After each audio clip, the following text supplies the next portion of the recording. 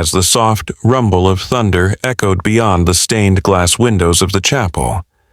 I sat in the front pew, my hand gripping a wrinkled tissue, and my heart cradling the memory of the man I had spent the last 4 decades with.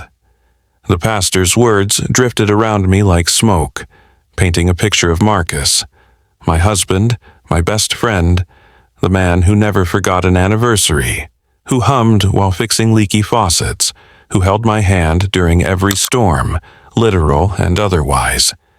He was our family's anchor, and now he was gone. But as I turned my head slightly to glance behind me, a pang deeper than grief pulsed in my chest. There were empty seats, plenty of them, but it was the one in the 3rd row, left side, that hollowed me out. That seat was meant for Julian, our only child. My son. He hadn't come. 2 days before the funeral he'd called.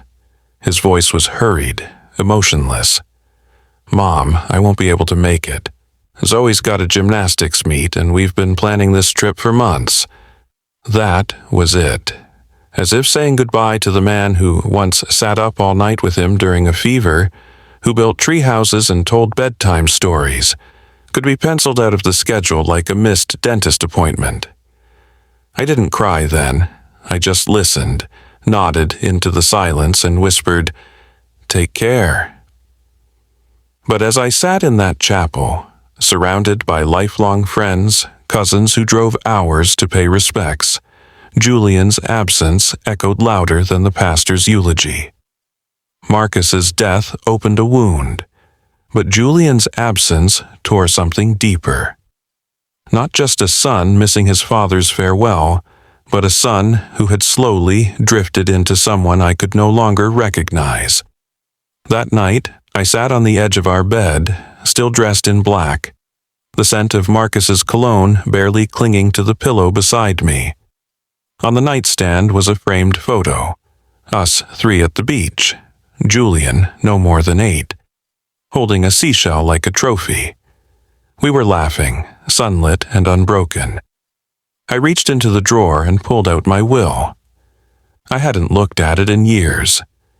Julian's name was there, of course. Everything pointed to him.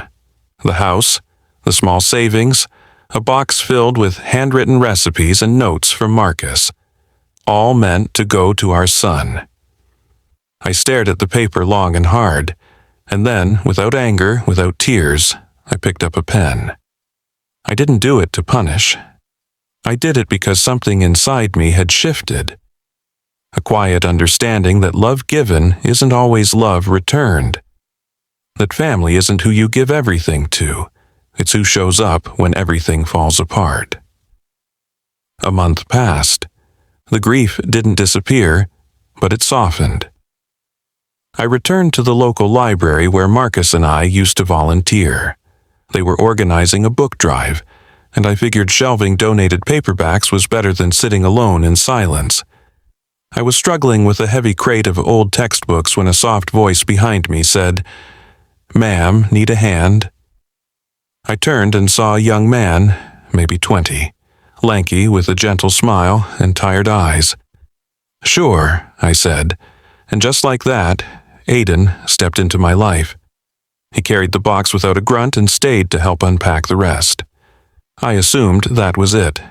A nice gesture from a polite kid. But the next day he came back, and the day after that. Quiet, reliable, kind. He never said much about his life, but I pieced it together. No family to speak of. Working nights at a diner, taking community college classes. But he gave what he had, every single day. The volunteers grew to adore him. So did I. His presence was calm and sincere. One day, he arrived early and surprised me with a cup of coffee. Cream, no sugar. Just how I liked it?